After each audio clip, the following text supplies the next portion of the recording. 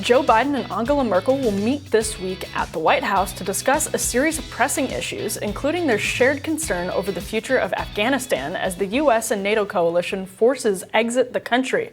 The media continues to report that the Taliban is gaining territory in the country, crediting the extremist takeover to the ongoing withdrawal of U.S. troops. But as our next guest, Richard Hanania, notes, Afghanistan won't be important to American discourse once troops are fully out of the country. President and founder of the Center for the Study of Partisanship and Ideology and research fellow at Defense Priorities, Richard Hanania, joins us to discuss. Richard, welcome. Thanks for having me. So can you talk a little bit about what you mean about how important it will be to the American public? Yeah, so, we went into Afghanistan after September 11th. We didn't actually, after the September 11th attack, we didn't actually try very hard to avoid war. We just basically said, these are Taliban bad people. They have some connections with al-Qaeda. And so we went in. So we originally went in for the mission of anti-terrorism. That was 20 years ago. And so the idea that, it's sort of like if there was a mugging on one corner, you send the cops to the same spot and you stay there for 20 years thinking it's going to happen in the same place again. There's a lot of areas in the world that are chaotic. There are a lot of areas that have instability. And there's nothing special about Afghanistan. In Afghanistan in particular, one thing the Taliban has said is that they're willing to not let their country be used as a base for terrorist attack. Now, can you believe them? Maybe not. But the incentives make sense for them. Their ideology has never been to cross borders. They never had an ideology like al-Qaeda or ISIS. They always wanted control over their own country and their own territory. So there's every reason to believe it's in their self-interest not to allow terrorist attack on the United States. And I think a lot of people realize that. I've been noticing the discourse has changed a little bit. They used to really emphasize the terrorism thing. I think that's not very believable anymore. So they've moved on to the humanitarian issue, and they say, wouldn't it be terrible for women's rights? Wouldn't it be terrible if we abandoned the Afghan people? And that's a little bit more of a credible argument. But what those people are arguing for is basically a war that would last indefinitely and that would not necessarily be in American interests.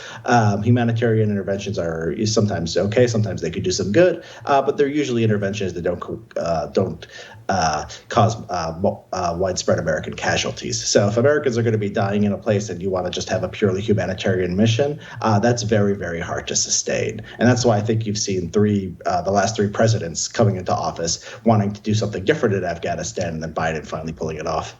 Well, and to your point about new issues that are sort of being brought in for the sake of the expediency of making this argument on behalf of the political establishment and the foreign policy establishment, one thing that I've heard come up more and more often is China and the sort of Taliban link with China. Do you expect that to also be sort of leveraged by the foreign policy establishment in an effort to criticize the withdrawal from Afghanistan?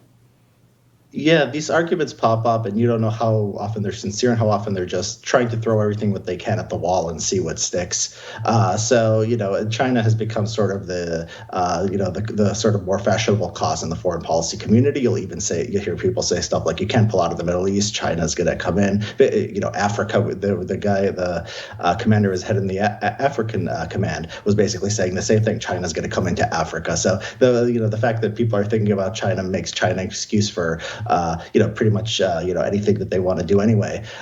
It's especially in this case, it's not really credible. Taliban has fought alongside Uyghur militants. We hear about what's going on with the Uyghurs in China.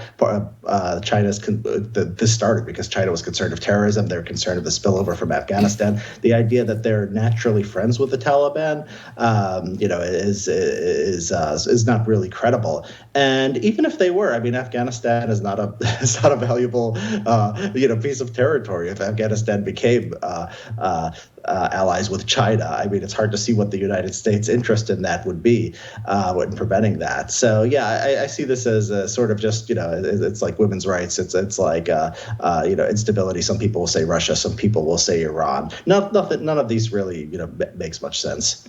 Well, Richard, how do we square the claim that Afghanistan isn't kind of special globally with the reality that it has been occupied and attempted to be occupied by global superpowers going back hundreds of years.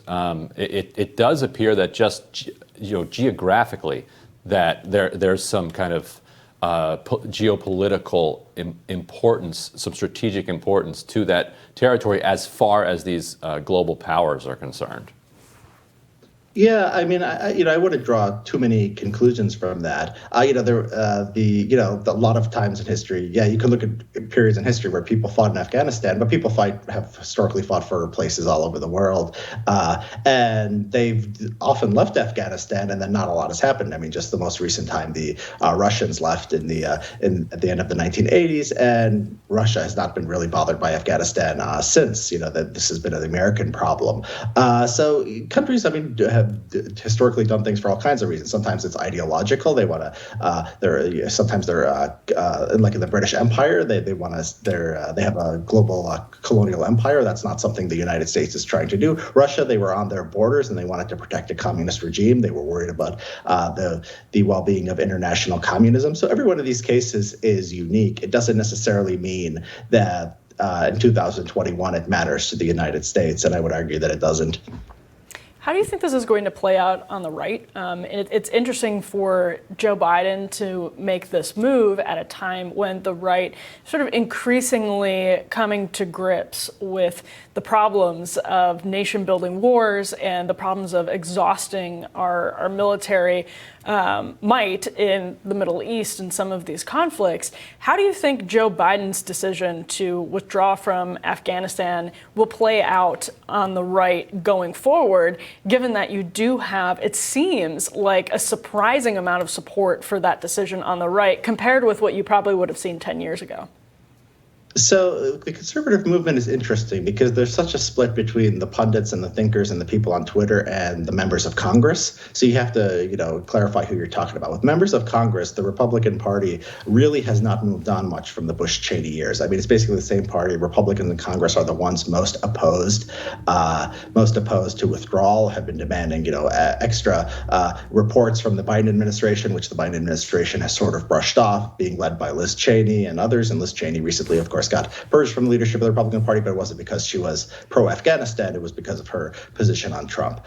So you have the congressional Republicans who are not going to like it. As far as Republicans on talk show hosts and writers and people on Twitter, there's basically unanimous. I'm not going to say unanimous, but overwhelming opposition to the war. I think there's a tendency for Republicans just to oppose whatever Biden is doing. But the fact that Trump himself wanted to withdraw from Afghanistan and was thwarted from the generals changes all that. So Trump, I think, put out one statement on this, maybe more, but he said, what Biden is doing is good, and he should have done it sooner. I would have done it sooner, or something like that. So I mean, the Republican Party, the sort of the conservative punditocracy is really is moving in a sort of an anti-war direction, especially anti-humanitarian war that doesn't have any connection to American interest. That's under Trump's leadership. I mean, that's sort of heightened that sort of awareness that these wars aren't good for the country.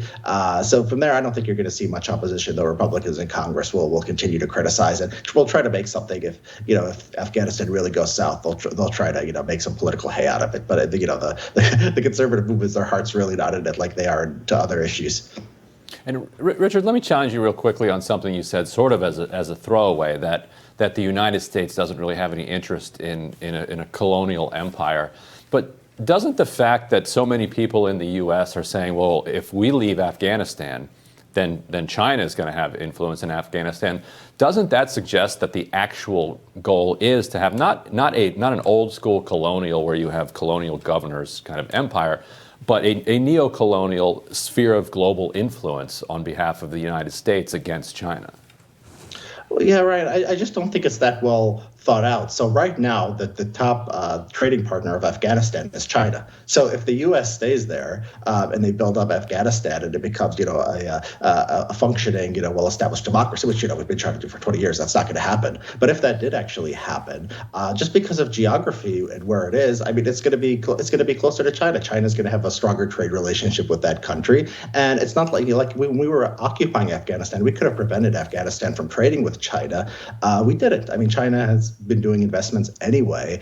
So yeah, I mean, I think these are post hoc justifications. I think that the middle, you can find certain pieces of evidence that's consistent with the idea that the U.S. wants influence over other countries, and I think that's true. But I think they prioritize different things at different times. I think the leadership of the military, their priority right now is just sort of find a way to win, find a way to stay as long as possible, and the idea that it's gonna gain the U.S. some advantage over China or Russia. Yeah, they make that argument. I just don't see the steps of how you get there.